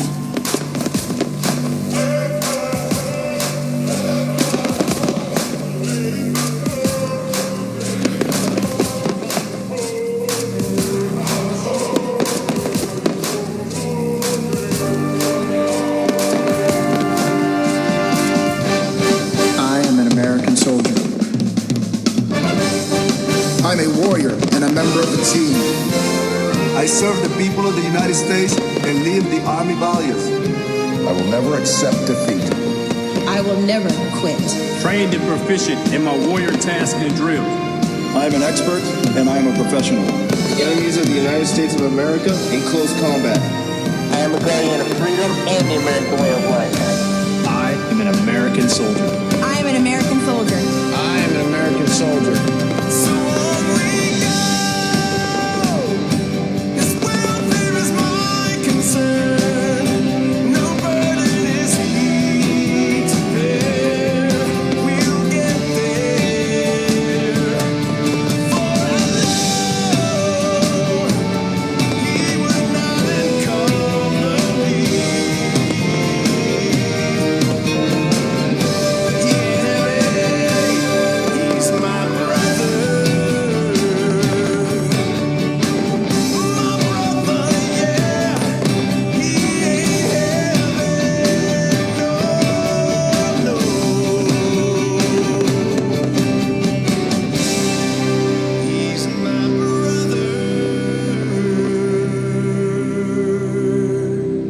outside guarding the tomb of the unknown soldier. It is one of the most honorable jobs I think that I could have had in the military. I think about those soldiers who made the ultimate sacrifice. Oh.